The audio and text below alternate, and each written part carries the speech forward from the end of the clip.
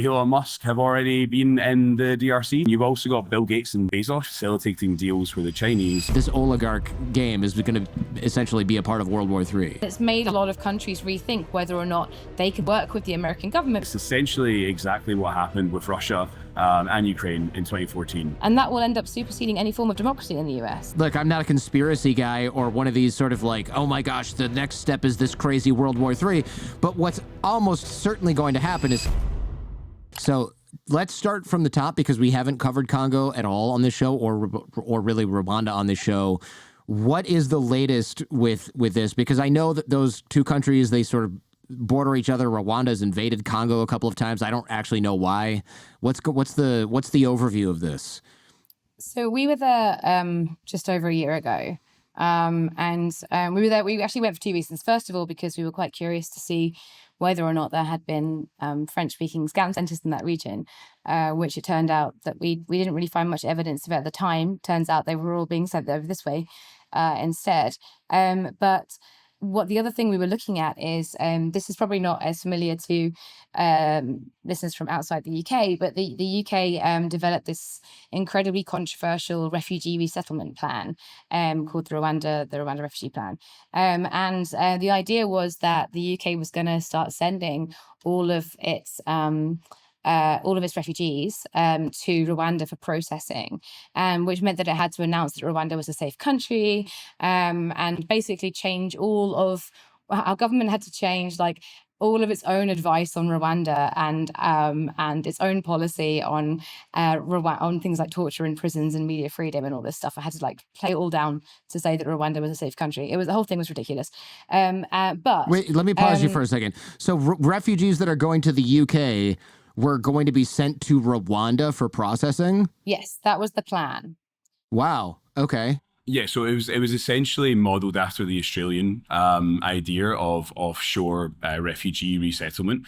So anyone who they say came here illegally, but that's not a thing. If you arrive and you claim asylum, there's no other legal way to do it unless you're from like two countries. So the idea was that they started saying that Rwanda is a safe country. There's always been UK government kind of closeness to Kagame in Rwanda after the genocide. So they set up this deal. They said it was a super safe place to be. They could send refugees there and there wouldn't be a problem. They went out once, the Home Secretary, Suella Braverman at the time, she went out once and seen this lovely housing development in Kigali, the capital of Rwanda, and said, look how lovely this is. This is delightful. Like, I want the name of the interior decorator. But the only journalists allowed to go were from these kind of selected, I guess, like government-friendly right-wing rags, like GB News, Telegraph, Daily Mail. So me and Lindsey thought, well, we want to go out and actually understand this refugee policy from the perspective of what's happening on the ground in Rwanda. So yeah, Wow. I mean, the big thing for us was because, I mean, there've been lots of argument about the ethics of it, like the morality of it.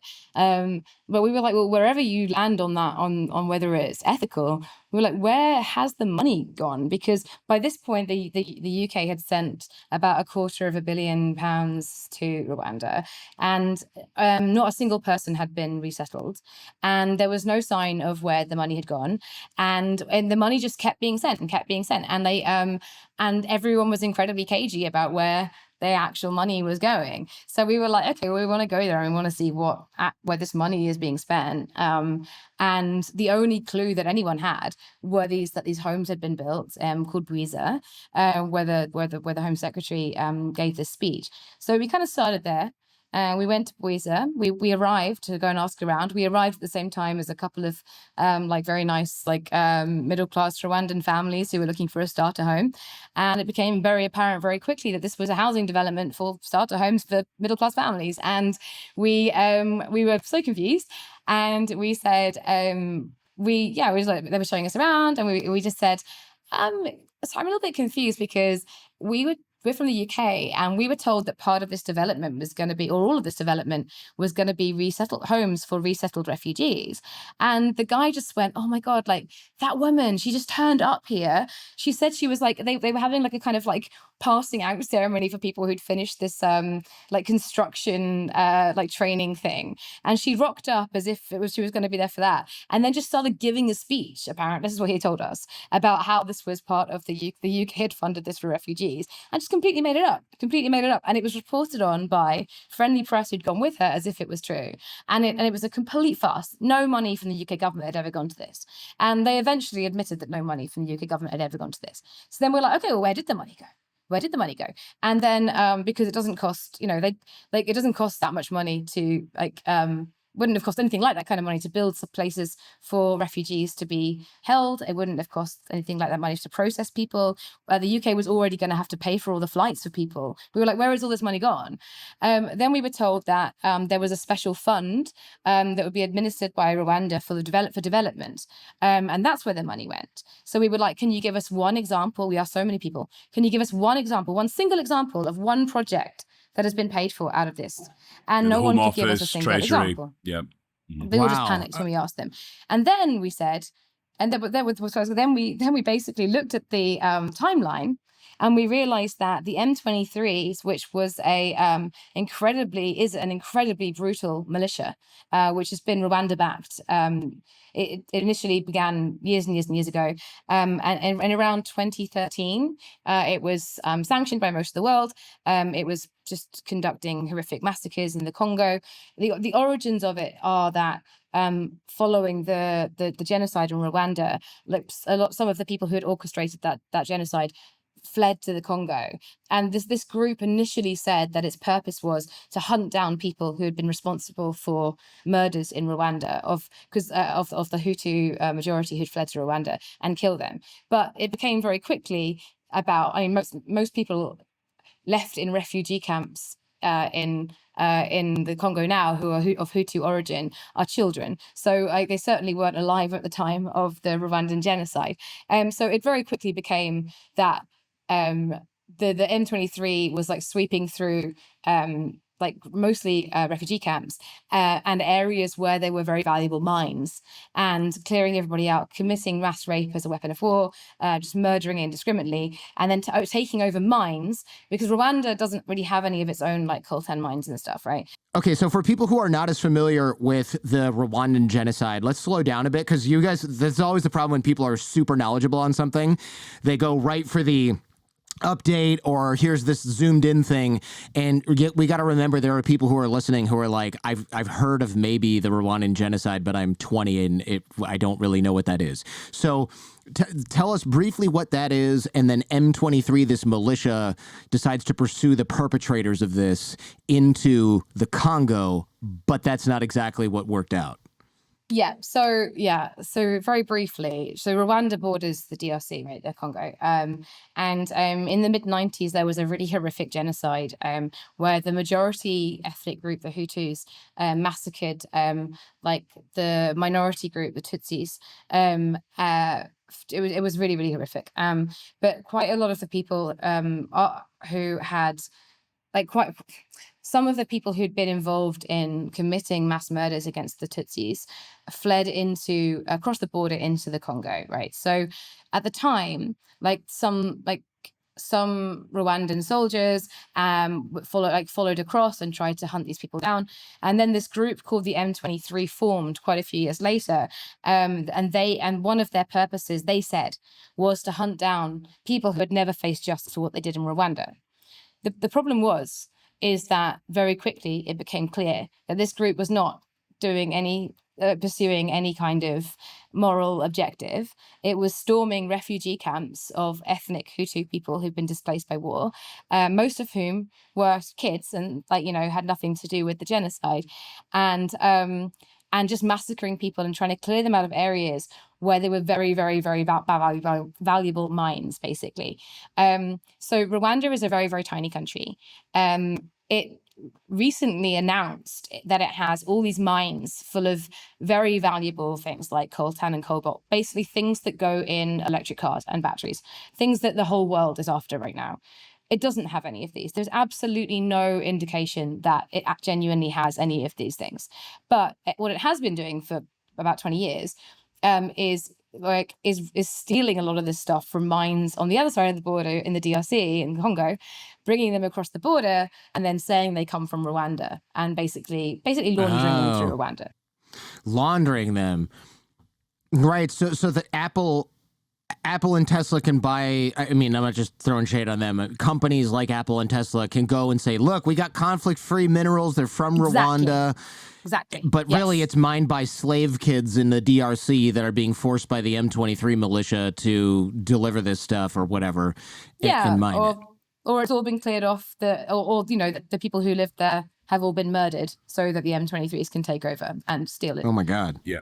So I'd give a special shout out to Siddharth Kara and his book Cobalt Red, which really dives into the mineral exploitation in the DRC and the huge amount of child slavery that's essentially happening. Episode 807 of this show with Siddharth Kara. If you want a deep dive on how the blood of the Congo powers our lives. And essentially, he'll explain it very well, but there is no such thing as ethical cobalt. The cobalt that we need inside lithium batteries to recharge, basically. There's no such thing. I bet some estimates say up to 95% of it comes from the DRC. But even the stuff that doesn't, there's some in Australia, there's some in Kazakhstan.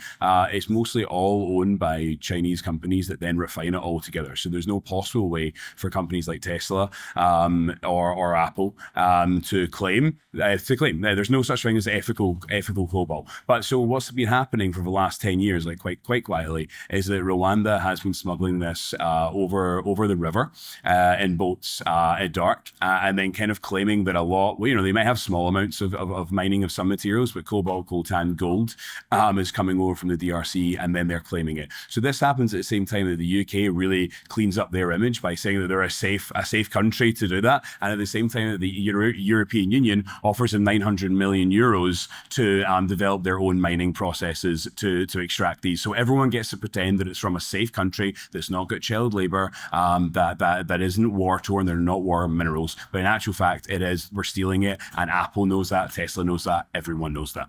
Well, what was so damning about this, right, is the M23 are, they are essentially, they're a terrorist militia. And back in 2013, I mean, Rwanda at that time was enormously reliant on international aid to survive. It was rebuilding after a horrific genocide.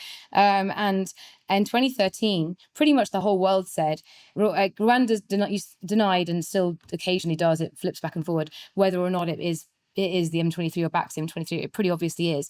But back in 2013, the UK was one of the countries that said, we're going to cut off all aid to you if the M23s don't go away, basically. And the M23s completely disappeared. They it was all just over. Everyone thought disbanded overnight, basically. Pretty much overnight. The minute that the UK said they stopped taking new territory. Yeah, but they also went really, really quiet. No one heard from them, right? And then the exact moment that, and the UK government internally warned itself, if you see what I mean, like some departments of the UK government warned the leadership at the time in the UK that if they started working with Rwanda, if they started saying Rwanda was a safe country, that it would put them in a dangerous position, because they would then be expected to, for their, to save face, to basically deny atrocities, and that there were risks that if Rwanda started doing stuff like this again, that they would have to take Rwanda's side. Otherwise, it would be too embarrassing, basically. So we knew this as a country, that this was a risk. But what we realized when we got to Rwanda and we started talking to people and we started matching up the timeline is that at the exact moment when the UK signed this deal with Rwanda, saying we're going to send you a ton of money to take this start this refugee resettlement program, is the exact moment when the M23 suddenly reappear after 10 years of silence and start massacring people again. And they shot down like a UN helicopter. They started taking territory. And then the UK just keeps giving them money and giving them money and giving them money. And giving Rwanda money. And all of a sudden the M23 has money, right? And it was pretty obvious that that's where all the money was going. It wasn't going anywhere else, right? And when we asked the UK government about this, they freaked out. Like, they did not they were very careful not to actually deny anything completely, but they freaked out completely. When we asked the Congolese, the Rwandan embassy in London if they were sending money that was meant to be for the resettlement program to the M23s, their reply was basically, they deserve it. Basically, the Congolese deserve it. They didn't deny it either. So by this point, we were like, it's pretty obvious that this money is being used to conduct a genocide. And apart from the fact that this is obviously horrific, one of the great ironies of the situation is, at that time, I think we had about a backlog of about 90,000 refugees in the UK that needed processing. Within 6 months, the M23 had created 1 million refugees, internally displaced refugees in the DRC. Meanwhile, as we only found out when we went to Rwanda, inside Rwanda itself, there were already about 700,000 refugees, still from the last war with the Congo, who had never been able to leave refugee camps. They'd never been processed. And they had been told by the government, the only hope of them ever leaving these internal refugee camps in Rwanda is if another country like the UK took them. And when you looked at the fine print of this ridiculous deal the UK made with Rwanda, it actually said that they could also send Congolese refugees to the UK. Now that entire plan was scrapped when we had a change of government, right? But had it gone through, in theory, in return for us giving them $250 million, in theory, for this stupid refugee program that never took one refugee, they could have, in theory, sent us over 1 million refugees that they had created using our money. Wow. So even outside of the horrors of the war and the genocide that they were committing, the whole thing was just absolutely insane. So that's what quickly that's what then took us from Rwanda around the region, and we started looking at some other groups as well that the Rwandans were funding. There's also a group called the Red Tabara on the kind of operates in the DRC, but also launched attacks in Burundi. So we went to the Burundi DRC border. We actually kind of got quite briefly arrested there and detained by the military and accused of being spies. But we got out of that, and then we got to DRC, and then we just seen the destruction of this conflict, and it was horrific. But one of the things that really hit us quite quickly was opposite our Airbnb. There's not many places to stay in Goma, in North Kivu, the most war-torn part of one the Airbnb. most war-torn part of the kind country. It was opposite what would seem to be an Eastern European mercenary base. So we just see all these big white dudes walking around with balaclavas, AK-47s, and one of them did have a Labrador. And then we realized that they're Eastern European mercenary base? Exactly. What outfit is this? Is this like Wagner or like something else? Well, we thought they were Wagner, and everyone kept calling them the Russians. Every white person, every kind of white foreigner, especially of Eastern European descent, in the Congo, everyone just calls them the Russians, right? That's just so for a while, whether we thought they're they Russian were or not. Okay, yeah. gotcha. And then we realized quite quickly that actually they weren't Russian. They were a combination of they were mostly either a French Bulgarian outfit that mostly hires Bulgarians, or this Romanian guy called Horacio Potra, who is very good friends with Eric Prince, who founded Blackwater famously, and he was in the French Legion. So this is another mad thing about mad European thing, right? The French Legion is basically a kind, almost like a mercenary force in France that anyone in the world can join, so long as they can pass the physical. So you're talking can about go the French Foreign Legion, right? Yeah. It's absolutely insane situation. So this particular group of mercenaries, they're mostly Romanian, and they claim to have been the kind of Romanian contingent of the French Foreign Legion, and that's how they started. So you had the Romanians there, you had the Bulgarians there, and then you also had Eric Prince hanging around, and the UN accused him at the time we were there of having actively tried to stir up misinformation about the UN peacekeeping forces to try and create riots that would get the UN kicked out so that he could sell his mercenary forces in their stead, basically. And all these guys are kind of essentially working together. So when we were there over a year ago, we started to get really concerned that, because also a lot of these guys also do have links to Wagner, but the Congo at the time had almost signed a bunch of contracts with with the Russians, because they were getting they were running out of options to push back the M23s, but they really didn't want to burn all their bridges with the US and with Europe. And so when when the full-scale invasion of Ukraine began and sanctions started being put on Russian banks and stuff, they agreed basically to pull back and not use Russian help. But then they were stuck because no one else was really helping them. So they're using all these different small mercenary groups. At the time, we were really concerned that this was going to turn into a kind of proxy war between countries. And Nathan has explained, but what happened pretty much exactly after the fall of Kyiv and Goma. Yeah. So, I mean, essentially, there was very much a reason, as Lindsey said, there's very much a reason that these guys were reaching out to various mercenary groups. And they couldn't, the Congolese forces couldn't fight what was essentially a very, very well-financed, very, very well-armed Rwandan army, which is essentially what M23 was. They couldn't fight them. So they had to reach out. They had to reach out for help. And these mercenary groups from Eastern Europe were happy to fill in. And they were kind of necessary. The UN peacekeeping forces were leaving. Congolese forces couldn't fight them, so they were needed. And when they said, they held back on going Sudan, Central African Republic, and the Sahel countries have, with signing more full control to Wagner, because they didn't want to lose that US relationship. But then the Rwandan M23 got stronger and stronger, and about 6 weeks ago from now, they took North Kivu. They have now taken most of the eastern Congo? Yeah, so they've now so this it's the kind of most war-torn part of the DRC, where M23 have been operating for decades, but just in the last year of offensive, they've now managed to take most of that province, and that province now has access to a lot of the world's cobalt, gold, coltan, also tin, various other minerals. And now they don't need to sneak over the border through ferries and on the river. Now they can actually use the capital city of the region, Goma, and they can bring it right over the land border into Rwanda. Now, what this is really reminiscent of, and it's fascinating that no one's talking about it, is it's essentially exactly what happened with Russia and Ukraine in 2014, when Russia denied that they were actually invading Ukraine, the eastern part, that it was these little green men. Exactly what Rwanda said. And that kind of lie is continued, but everyone knows that it's really them, and sometimes they do accept responsibility. Now they've taken most of that problem. So they've actually threatened to take much, much more of the country as well. And since then, things have gotten incredibly more complicated. So actually, the Rwandans ended up rounding up all of these Eastern European mercenaries, and there's some fascinating photos of these Romanians getting handcuffed and then sent over the border to Rwanda, where they were sent back. And now the DRC government, instead of reaching out to mercenary groups like smaller ones that we're discussing, they're directly reaching out to Trump.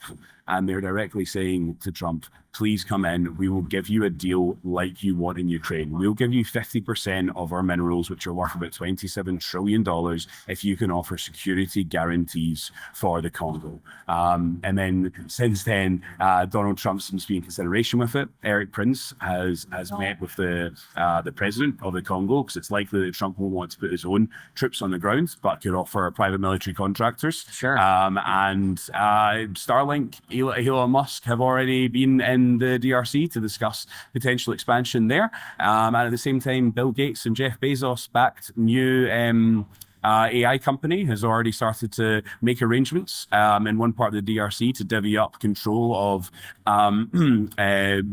mines between them and the Chinese. So you essentially have this new great game, colonialism of Africa, but the Chinese and the Americans are kind of quietly collaborating. Yeah. And just billions will be extracted from the DRC. That's what I was going to say. I'm not a very everything goes back to colonialism kind of guy, but this is almost new colonialism, where you've got a Rwandan-backed invasion that's funded by the UK, whether the UK meant to do that or not. It kind of sounds like they did.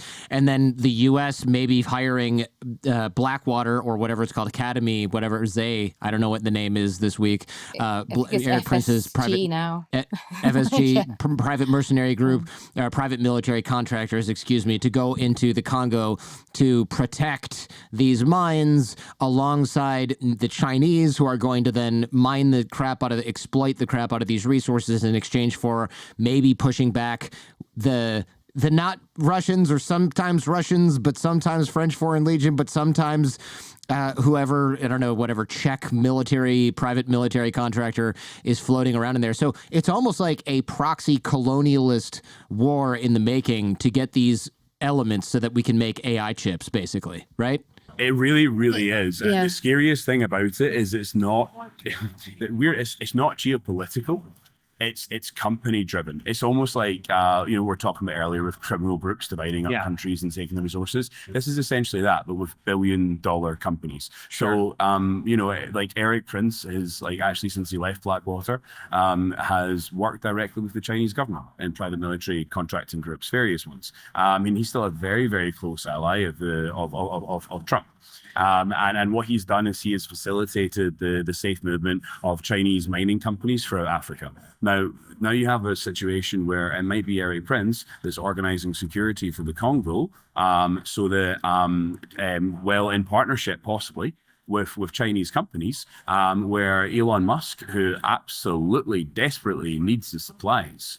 Elon Musk, who was also named directly in this, like a spokesperson for the Congolese government, when they basically sent a begging letter to the US saying, please just help us push the M23s out, like the M23 out. We will at this point hand over like access to our mines if you will do that and help protect them. They mentioned like Tesla by name as one of the companies that would benefit from this, right? Sure, because it's a massive U.S. company. Yeah, I'm sure when they wrote to the Chinese, they probably mentioned BYD and other Chinese companies. Wow. But I guess what I mean is that like there's no pretense anymore that it's not just a commercial interaction. Oh, I right? see. Right. Yeah. There's no like free our people. It's like, hey, do you want some of these minerals? Fight these other guys who want our minerals. Oh, yeah, there's people there too, but whatever. Yeah. And Eric Prince historically, his FSG, which he has all these different companies that have similar names, right? FSG and FRG are slightly different. FSG was like Frontier Services Group, which apparently he kind of officially stepped down from a few years ago. That was majority owned by the Chinese government. So he was basically working for the Chinese government for many years. And he has advocated at various times and got in trouble for it, for the US to collaborate with Wagner in Africa, as a mercenary force, basically, to allow him to collaborate with Russian forces. He has a lot of connections with the Russian forces. Like Musk, meanwhile, obviously has a lot of connections with China, especially when it comes to production. And so these are what this looks like to us, is that you have three empires that are obsessed with expanding their size of their empires. I mean, Russia is literally trying to expand its territory. China is obsessed with expanding. The US has now started saying things like they're going to invade Greenland and whatever. Like it's kind of like they're actually literally talking about expanding, whether or not they're going to do it. And you have these three neo-colonial empires basically saying, how do we carve up Africa between us? It's like 1850 all over again. Like it's like how do we carve this up between us and figure out who owns what? And I think like we get lost in so much of the bluster, and there's so much happening domestically in the US that I understand why people can't jump into the Congo and see it as really important, but I think nowhere else represents the real dangers of what's actually happening. Like whatever your politics are, like take them away out of the US, and just there is a very strong group of billionaires, like with different companies, that they're not even making efforts to step back from anymore, even if they're involved with the government, and they are stripping apart the minerals of the DRC. Like this is like Leopold East India Trading Company. It's like indistinguishable from colonialism. And I like you, I don't bring everything back to that, but this one is really hard to. The difference here is like they're not talking about something that they want in the headlines. We're not talking about we're pushing back the Russians or pushing back the Chinese. Talking about quiet deals being made by billionaires who are in the government, rather than the government, rather than a State Department who's trying to play a bigger game of security. Actually, this is such a direct threat to the security, and because it is handing billions to already very powerful people, but actually divvying up these places really quietly. And like when you've also got Bill Gates and Bezos just coming out of nowhere, and facilitating deals where the Chinese, Australians, the Congolese can divvy up one province between them. I mean, man, that is OG. It is absolutely just corporate oligarchy level colonialism. It's crazy. I mean, this is no better. We are now no better, or soon to be no better, than Wagner in Africa, just killing people, taking over gold mines, and shipping the gold back to Russia for sale to fund the war in Ukraine. I mean, this is like the same thing.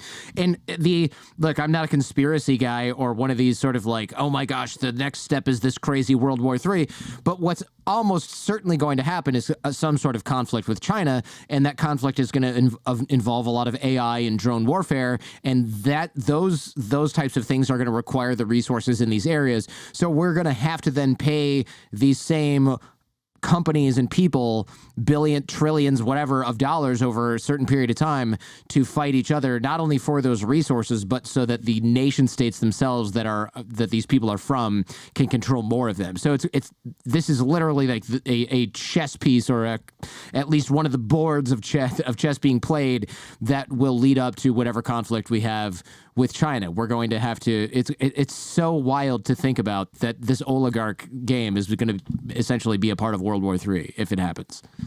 It's almost like the short-sightedness of it all from the US, because whenever this term ends, like, possibly in 3 years, possibly not, whatever happens in the world, like Musk, a few other guys, Eric Prince, they're walking away with these enormous contracts. Those contracts don't go anywhere, right? But the US is in a state where it's not planned its security, it's not planned for its economy, whereas China's making plans for decades and decades and decades, and so is Russia. And we're seeing this new kind of game like across the world. It's not just in Congo, there's to a lesser extent in Myanmar, where the Chinese and Russians are cooperating, and the US is starting to become weirdly interested there as well, but not to compete against them. And also in Ukraine, it's almost like, we were there like last year, and we never quite imagined this would be what we'd be talking about. But this kind of like divvying up of resources between the Russians and the Americans, and again, you just see these billion-dollar companies that are making these deals, and then you're right. What happens when the next regime comes in, like the next American president, if they're on the other side, if they are gearing up for a conflict, then what do they trust the Elon Musks and the Eric Princes to be with the USA, or do they? Yeah, we don't have a choice anymore, because these oligarchs and these companies now control the government, and even if they don't control the guy who's in power at the time, they are, like you said, are going to have the contracts and they're going to have the resources. We really don't have a choice. What are we going to do? Say we just decided we don't need rechargeable batteries anymore? We don't have a choice anymore. Well, this is the thing as well. Like, we mentioned before about like the kind of shockwaves that a lot of like cuts to aid have had in this part of the world, right? And one of the reasons that was such a shock is for a lot of people is that they had literal contracts. They had contracts that had been signed to say certain development projects would happen, to have certain that people would be employed for a certain amount of time. The fact that the US government could just tear up a contract and say, actually, we decided not to honor it, was a real shock to a lot of people. And it's made a lot of countries rethink whether or not they could work with the American government, because if you can just have someone new come in 4 years and tear up a contract, you can't work with them, right? So like Russia and China, Russia's its own thing, but like with China, like China might give you a really bad deal, right? China might tell you that you have to pay back a loan with insanely high rates, or you lose your port, or you lose like your railways or whatever, but you still know what the terms and conditions are when you do it, right? So at least they are consistent. And this is what's scary about this situation, is that Russia and China have been doing this a long time. They are autocratic states that are in control, and they have a long-term plan, right? So they are not going to change in any fundamental way in the next 10, 20 years. The US might be a different country in a few years. It might be a different, no one knows. So the people who are making these agreements are probably going to be more likely to make them with oligarchs who are going to consistently be selfish in 10 years' time and have the same goals, because they are at least consistent, right? So that's not good for anyone, because you can't rein them back in. So it's not like the US is becoming stronger. It's like a handful of oligarchs in the US are going to become stronger, and that will end up superseding any form of democracy in the US. Like, it's like you're basically just putting them in the same club as a bunch of autocrats, right? And this all sounds insane to say, but that is what's happening.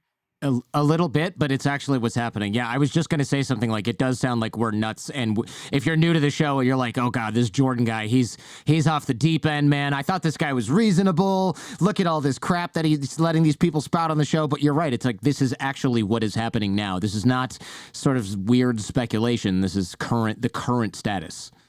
I think that it's very irritating that the only way that possibly we're going to get more attention for what's happening in the Congo is by bringing it back to the colonial powers that are devastating it, and that's always been the way, right? Like for centuries, this place has been absolutely decimated, and it should be one of the richest countries in the world.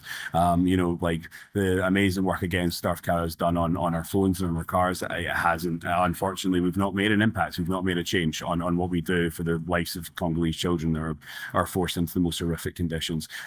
So again, the number one thing here is that conflict is tearing these people apart for our interest in the West. But the thing that might make people care and just look a little bit beyond the domestic politics in the US, like just get out of that bubble of Trump signed a new mad executive order or he renamed something and we're going to debate that and then we're going to bring it back to some culture war thing that we're all tied up in. Look a little bit beyond it and actually realize that there is nothing right now that suggests that the Trump administration is interested in the security, stability, and long-term economic progress of the United States. And in fact, everything points to it being a clear kleptocracy. It points more to Putin's Russia than to any vision or idea of what the United States is apparently supposed to be. And that's like the real warning here is we're handing it to billionaire kleptocrats who have no interest in the security and stability of the United States. And we can say whether that's in the Congo or whether that's in like not sanctioning groups in Cambodia because they want to set up Starlink and have their own like geopolitical balance with China or just make money for Elon Musk.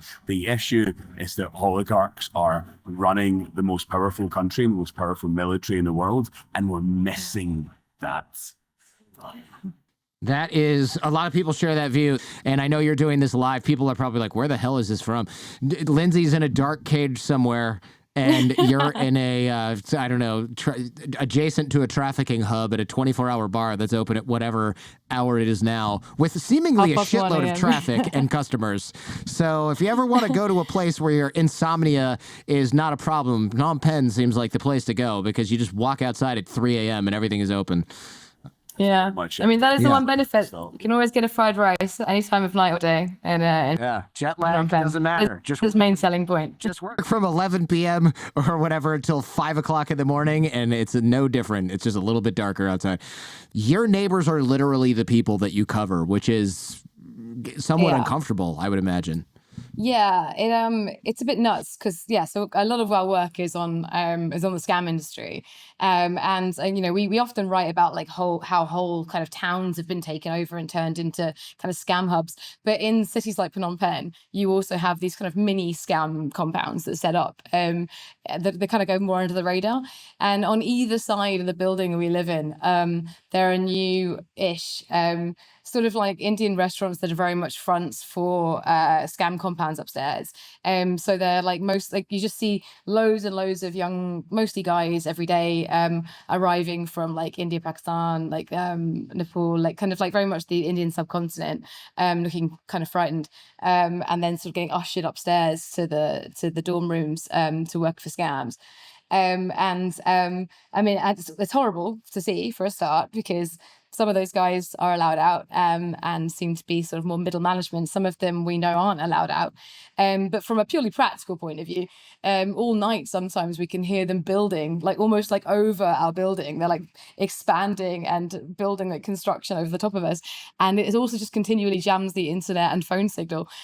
So just the sheer effort of trying to write about scam centers is currently being interfered with by the building of the scam centers on either side of us, which is crazy. It's a horrible irony. Yeah. How many people do you think are in the buildings that are near you? Because I know last time you were on the show when we covered the scam centers, because I was trying to get behind the pig butchering scam and how it works, and you had sort of said, hey, by the way, a lot of these people are tricked into it, trafficked into it. It's interesting. Now I see that this is almost common knowledge. People go, oh, you know, these people are trafficked into it. But before you had told me this a couple of years ago, I hadn't heard about it anywhere. I couldn't find coverage on it anywhere.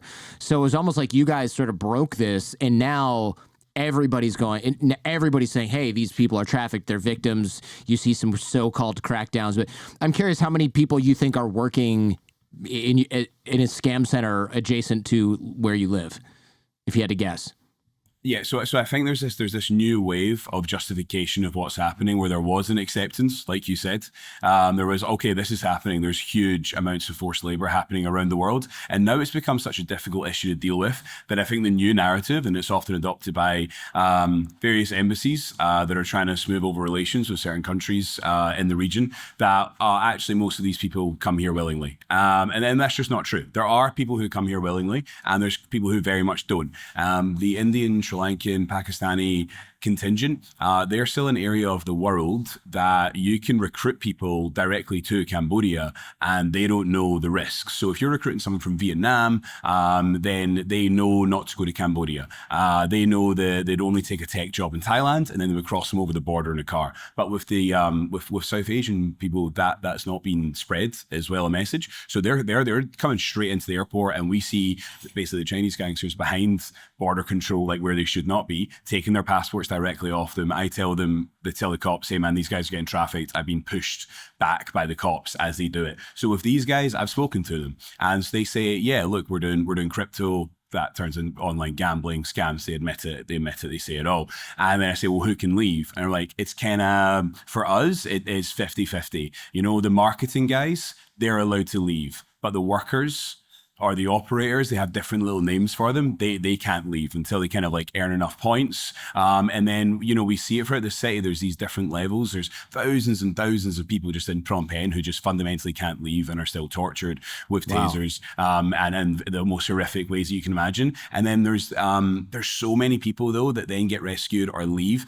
that have so much shame and this like fascinating, like horrible psychological barrier of what they've been forced to do for 2 years. So they see themselves as that. So they can't return home to the Philippines or to Uganda or to the Congo because they're worried their family's going to know what they do. So then they enter it back into it willingly. But then that still is part of human trafficking, because even though they enter willingly, then their freedoms are again removed. So even if you enter into criminality and your passport's taken off you and you're tased or you're beaten or you're tortured and you're not allowed to leave because you're not hitting numbers, then you're still forced into it. So anyone that claims to know the numbers of who's forced and who's not, like they're just lying. You wouldn't know. But I think a general estimate of tens and tens of thousands of people in Cambodia alone, and again in Myanmar, and a little bit less in Laos, is a fair representation of full-on objective forced labor. And then there's a lot of gray area within that as well. Wow.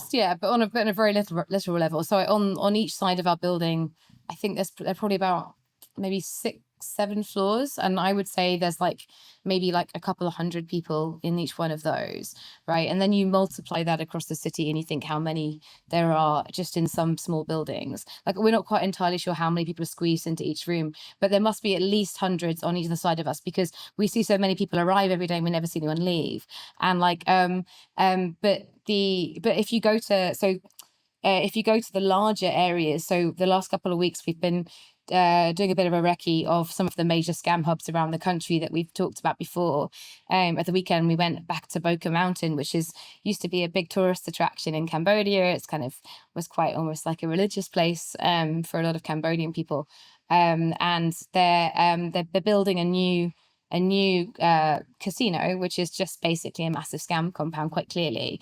And you just count the floors sometimes. You just count floors and you count, and if you're basing it on an average of 6 to 10 people in a room, you're like, oh, there's going to be tens of thousands of people just in that one building. Wow. And down in Kokong right now, you're like, oh, you can probably get, we're counting the floors and we're like, okay, you could probably get maybe 5,000 people in that building. And then you see that they're building, 20 of them in a row. And that's just, again, one small strip of real estate. So wow. a couple of years ago, there was an estimate that came out in Cambodia that said about 120,000, I think. I think it's probably a lot more than that now. Really? Oh my God, that's a huge amount. I mean, that's a metropolis of just crime. Yeah. And I mean, and I know that this number has been contested because there is no real way of figuring this out that's really accurate. But one of the big anti-scam organizations recently calculated that they think that around $1 trillion a year is stolen through scams. $1 trillion. That is nearly 1% of the world's wealth every year going in through scams. So the scale is just enormous. Yeah. A generally accepted figure just for the US would be about $50 billion being stolen each year. And that'll be very that'll be a big underestimate because most people don't report it. But just 50 billion just from the US alone is like a reasonably accepted number of like a minimum amount that's leaving. But to give you a bit of context on what some of these places look like now, okay, so we have the dodgy Indian restaurants and they have cell towers that they build on the roof, which is really helpful for us to work out where something's going on, because there's a huge cell tower on top of a small Indian or Chinese restaurant. So that really helps. But then you go to some of these places and they are full cities that are nothing else is operating there but scams. So Lindsey mentioned Kokong, and that is where one of the few people that have been sanctioned on the Cambodia side is a guy called Leon Pat. He was sanctioned last year by the US and by the UK and widely around the world. And what he's done is he's went hard on it since. So he owns a bunch of casinos, huge properties, thousands of people. We went back to Kokong since his sanctions, and he's just started blowing up mountains. He is blowing up mountains everywhere so that he can build more and more scam compounds. And these are like Hilton size kind of buildings, and there's like 20 of them. Then we go back, there's 30, then there's 40. The Boker Mountain that Lindsey was saying, being a tourist site, give you an idea of that. It's like you drive up in a little scooter and there's monkeys and it's beautiful, and there's like a haunted Catholic church where there was a massacre from the Khmer Rouge, but it's still like a tourist spot. And then you go to like the old kind of Boker Palace, again, like shelled out and stuff, but like interesting to see, and some shrines and things. It's covered in mist, so it's really atmospheric anyway. But now you go up, and if you look just beyond the mist, you still see all the like backpackers taking selfies. And then they don't realize that those 30 buildings behind them in the selfie are scam compounds. They didn't exist 2 years ago, and they're absolutely everywhere. By way of segue as well, there's been a huge shift in the last few months, because I mean we see it visually, but also because we sort of lurk in a lot of the scam recruitment Telegram channels and stuff, and there's been an enormous push towards recruitment from people from East Africa, especially Burundi, Rwanda, and the DRC, which I mean that's coincided with, like, obviously the conflict escalating in that region. So it's just like, it's really depressing, because every time you start to see like another explosion, I guess, of war, or any kind of conflict or genocide, like all of this stuff, then there's this flooding of people into scam centers because they're so easy to recruit, because they're desperate. And it's like an early warning sign sometimes that how bad things are getting when you see who's being recruited. And there's also means there's a larger francophone, French-speaking population here that can target French victims around the world as well. And because like Phnom Penh is this hub that's just not been touched, there's been like some crackdowns on the Thai-Myanmar border, but again, they're pretty superficial at best. And there's reasons for that we could go into. But like, I mean, 7,000 people have been rescued, and there's like maybe 200,000 people there. So it's very much a push. Now you get Chinese private military contractors have taken over the region, and loads more casinos have opened up doing the same thing just further down the border. But no one is talking about Cambodia. No one's looking at Cambodia. So now you've got this really, really weird situation where I always call it like a chamber of commerce for organized crime. But we'll sit in a bar. It could be this fine 24-hour one, or it could be in the main like cocktail like district area of Phnom Penh, where backpackers and expats and middle class Cambodians will all go and have like espresso martinis and have a little dance. But at the same time, you start looking around, you realize the nationalities have grown a lot from what they were a few years ago. And now we start talking to people in those bars, and they could be from the Congo, they could be from Russia, Ukraine, they could be from Uganda, they could be from Vietnam, they could be from the Philippines. And almost like so much of the time we start talking and say, so what do you do? And our mates are out with us and we see the eye roll like, nah, come on, like we're just trying to have, a normal night and some beers, and you guys are about to go into like a 10-hour harrowing story, like with this person's life story, or it's some person that's just been rescued from a compound and doesn't want to go home, or it's some really bored Chinese or Japanese gangster tatted up completely with full body tats, and like they just want to like boast and talk about their life because no one listens to them, and actually gangsters are quite lonely, so they just want to sit there and say like, oh yeah, I work in like IT, well actually it's crypto, actually I make this, like actually I don't let people leave, and they just keep talking and talking because no one's listening to them, and they're lonely. Yeah. Look, this sounds like a pretty miserable life. By the way, for people who want to do a deep dive on this, episode 833 with both of you, where we talked about sourcing cyber slavery and how it all works in a deep dive level. So these gangsters who are essentially tricking people into coming to work in these scam centers, they say there's a tech job in Thailand or whatever.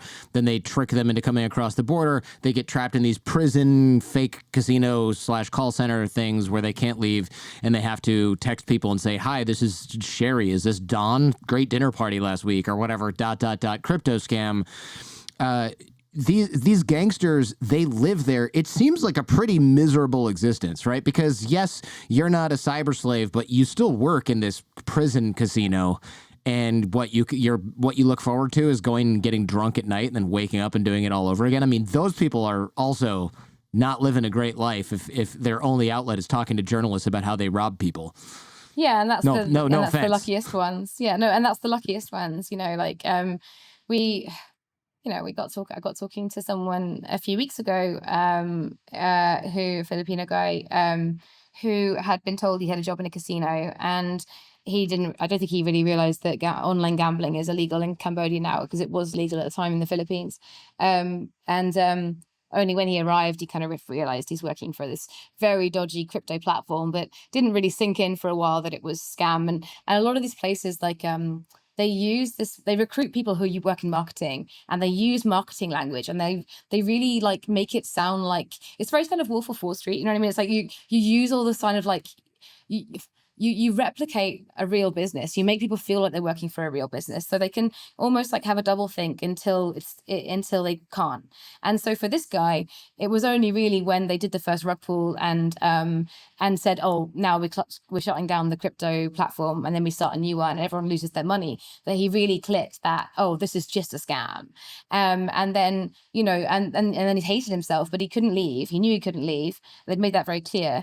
And then when he eventually did say, look, I really can't do this anymore, I feel like a terrible person, I want to leave, he was gang raped by the guards, and they continued to gang rape him for a year, until he finally found a reason for them to let him go. And so it's kind of like even the threat of violence and the knowledge that it can happen for people is often enough to keep them in line. Right, as well. Yeah, of course. Jeez. So, by the way, the rug pull, for people who don't really understand what this is where they create a fake crypto platform. They trick you into putting your money in. They make it look like your money's growing, but you can't really take your money out. And then eventually, when enough, I don't know, people are onto them, or the site starts getting blocked by, who knows, whatever, certain firewalls, or people are there's enough negative reviews online about how it's a scam, etc.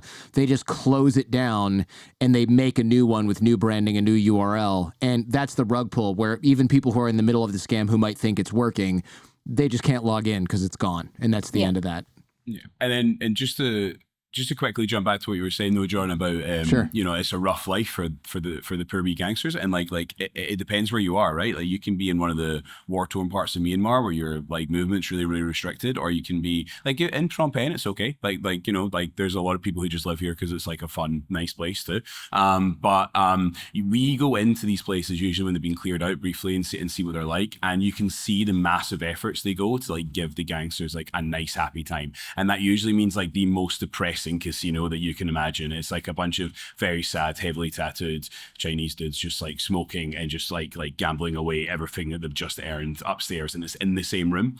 And then they've got like barbershops, they've got bars, they've got like karaoke bars, they've got girls and drugs kind of on tap, and you see all of this, and then they can get their Ferrari, they can get their Rolls Royce, and this developing country is absolutely full of these cars, and they can drive up and down in them. But yeah, eventually it just starts to feel pretty dull, and like, why are we doing this? But that's why some of these places now, like there's a new place that's really developed near the Vietnam border in Cambodia called Srei Tom, and there it's like these big terrifying scam compounds, but they've also recently built a lovely promenade that goes over the water, just looking over Vietnam. And now you see all the gangsters are coming out, and their families are moving out. It's like a family posting now. So they're out walking tiny dogs, and they're going tiny jogs as well, because they're, there's not much space, but they're like having a nicer time. So they're starting to see this as like a long-term investment as a new crime type. So they want to get people in who know what they're doing and keep them for longer than 6 months. So some places are going to efforts to make this nicer for the criminal certain syndicates levels, as well. certain levels Yeah, of the for certain syndicates. levels. Yeah. Yeah. There's no, yeah, the low level people are still getting tortured in horrific conditions. But for your top triads and Yakuza and Russian mafia and whatever, yeah, they're getting prominence. And unfortunately, it's going to get a lot worse now because I mean, I'm sure you know, like sort of like the Trump's executive order extravaganza cancelled funding for pretty much any form of investigation into this in this part of the world. So yeah, he cancelled pretty much overnight. I mean, he shut down USIP, which was the biggest organization in the world that was actually trying to track and investigate and prevent these groups from growing and from targeting Americans. That organization was shut down overnight. He shut down like RFA and VOA, two of the only free press newspapers that are funded by the US left in the region. That day, the day that it was shut down, the leaders of Cambodia and China celebrated publicly and thanked Trump for shutting down the newspapers that had been criticizing them and exposing corruption in their countries, which was great. But also shut down funding for things like any form of support for trafficking victims. There have been like what do you call them? Like safe houses in Phnom Penh that we know have been shut down because they partially had American funding, and they were shut down overnight. So now, even if you want out of a place, your options are more and more limited. And it's just like a massive own goal for the US, because like in trying to be like, why should we fund the world's problems? Why should we, pay to fix the world problems? We live in a world where you can't escape from the fact that those problems are coming back to bite you. If you stop trying to stop overseas crime, it's going to end up harming you in your own country. Right. I was just going to say the counter to this that, people are saying out screaming at their car radio right now is, you can tell I'm old because nobody has a car radio probably. People are screaming at their iPhone right now is, why should we pay our tax money to help fund to free Filipino trafficking victims or Ugandan trafficking victims trafficked by Chinese gangsters? Why should the U.S. tax dollar go to that? And the answer is because they're targeting Americans with this, and it costs more in losses that way. Yeah, absolutely. Like I'd say, I think there's a general acceptance that Trump's very happy to go against the drug trade, right? Like Mexican cartels and organized crime that way. Those cartels are very, very linked up with the same groups here in terms of money laundering now as well. It's very, very linked. But yeah, we're not going to go in and comment on like the internal politics of whatever they claim to be corruption, overspending, or whatever. That's a whole other thing that I'm sure you've got those people coming on, right? But those are weeds we don't want to get into, but simply by cutting this stuff down internationally, people don't understand, then you just open it up to allowing so much more pain on US citizens of like taking your pension fund, taking all of your money, all of your savings, huge capital outflow, which is ending up a lot of the time in China, ends up as like a bit of a power for China as well. And Chinese espionage groups are loving the power that they're having over this. And North Korea has increasing interest within this field. And then at the same time, you have all these organizations shutting down. You have Starlink, Elon Musk's Starlink and SpaceX coming into Cambodia and declaring it a priority investment country. Now, the one thing that has happened in Thailand and Cambodia every now and then is that the Thais come over into Myanmar, into Cambodia, and they bring the cell towers down. Bringing a cell tower down does actually stop a scam compound for days or weeks until you build another one or you move.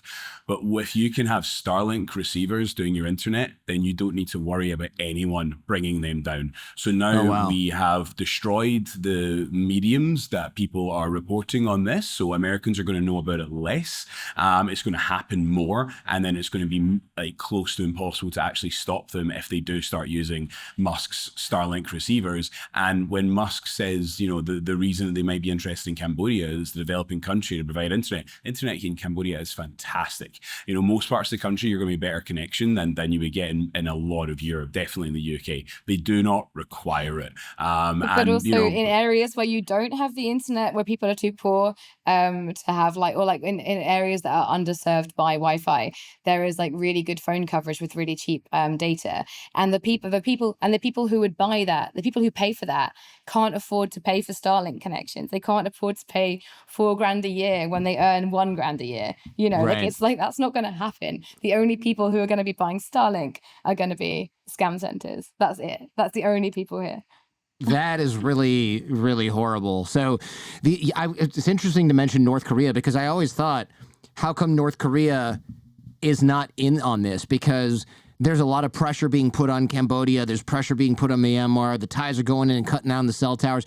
North Korea can just build their own infrastructure, use their own internet infrastructure or Chinese internet infrastructure, and nobody could ever go in there and rescue people, pressure people, write about it. You can't live next to the scam center. I mean, they could create a special economic zone, build 100 scam centers, and generate hundreds of millions of dollars a year for the regime. I mean, I feel bad giving them this idea, but I'm sure they have it already, and it sounds like they're already on the move. They're making a lot more money, I think, out of selling the technology at the moment. They make a lot of the technology used to scam, like the basic platforms, and they North sell Korea them mostly. Yes, and they sell them. They sell them to Korean. So this is a bit of a sort of a strange system, but like so in Japan and Korea, like the Yakuza, like which is like the kind of the largest mafia group in or like the collection of mafia groups in Japan, right? A huge proportion of the Yakuza are actually ethnic Korean for like historical reasons, like Korean people, especially of North Korean descent, were treated really badly in Japan.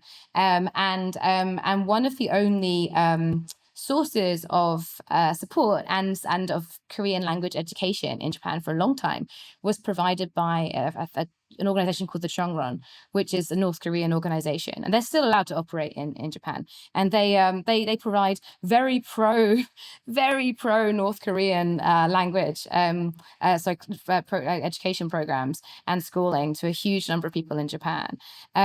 So a huge number of the Yakuza are ethnic Korean, and they also then spread into South Korea itself, which means you have basically a whole like a very, very, very powerful crime group, which contains a number of people who are kind of sort of loyal to North Korea.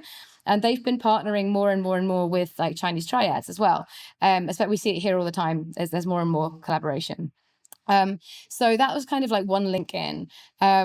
But also, North Korea has been shown, like without a doubt now, to be using quite a lot of the financial systems owned by scam company owners here, who have developed their own banking systems and payment platforms.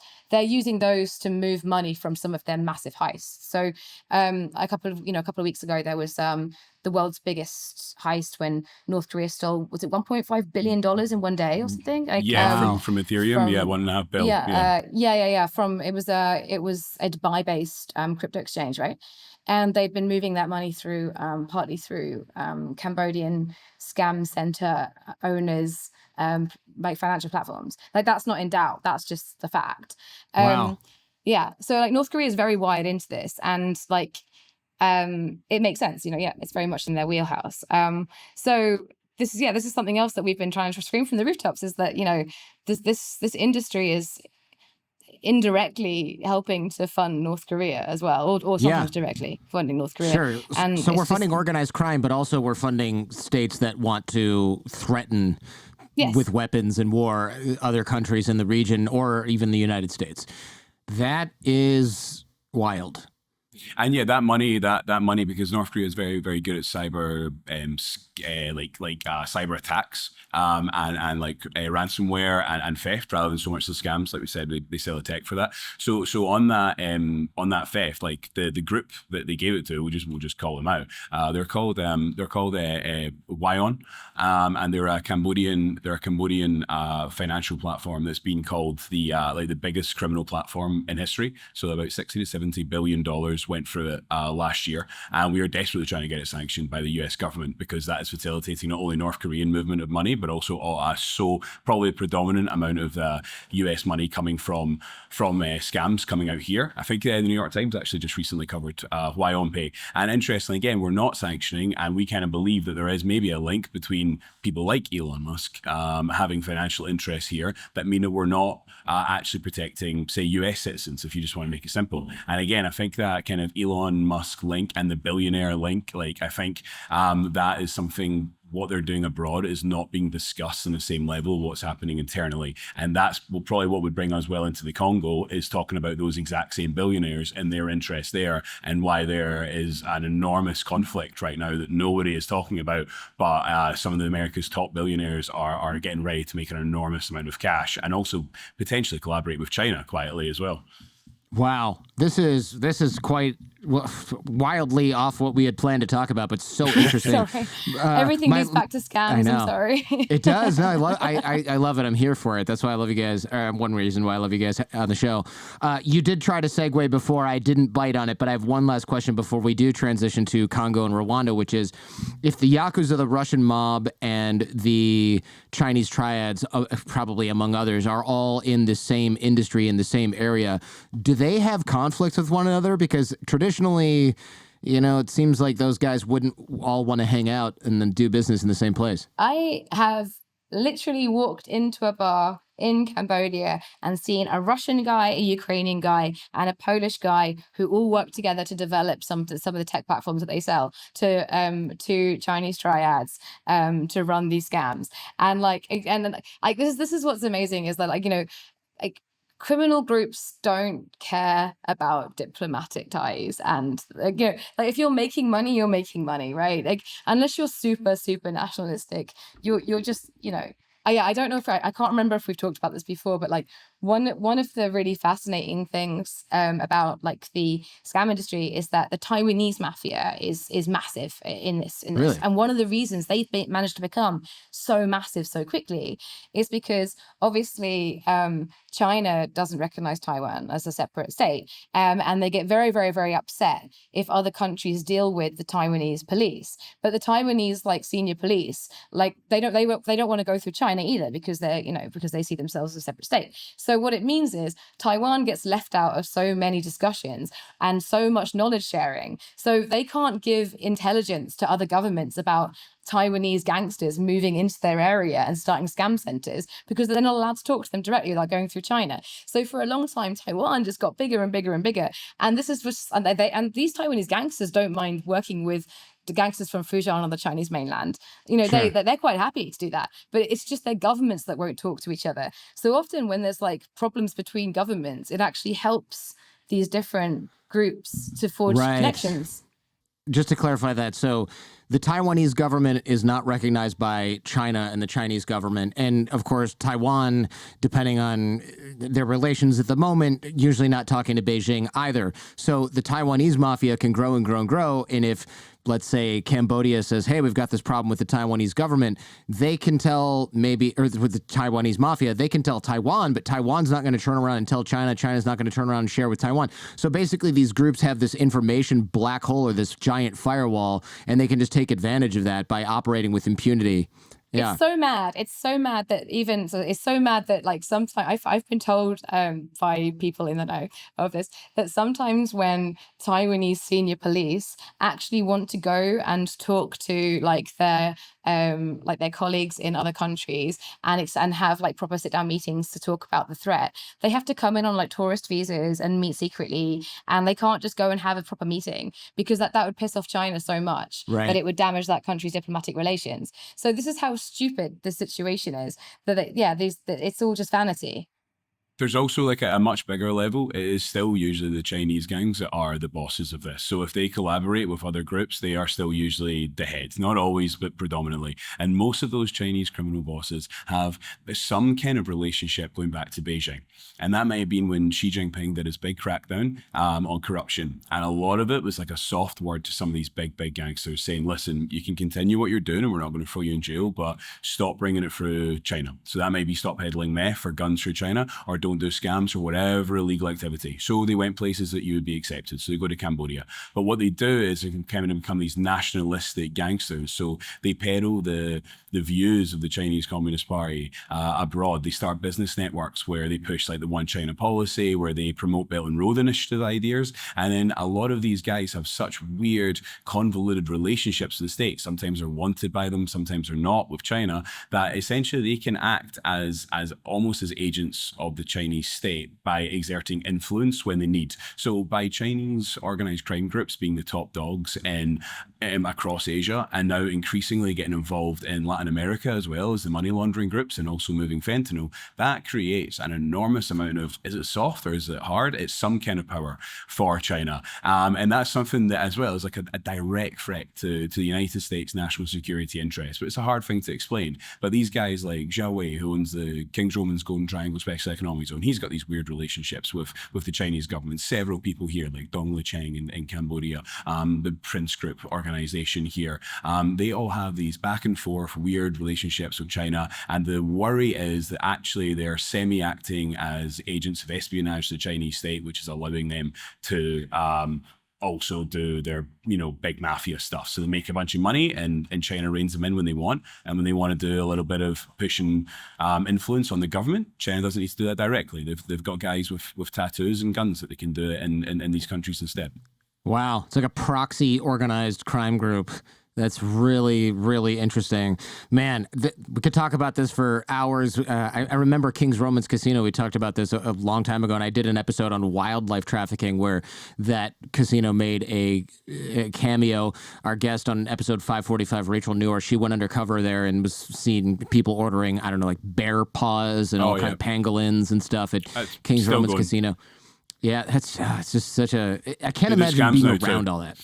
Yeah, of course. And Lindsey, you mentioned that these are connected because the conflict in the Congo/Rwanda is creating more refugees, and some of those refugees end up getting trafficked to scam centers in Cambodia or wherever, Burma, Myanmar, whatever.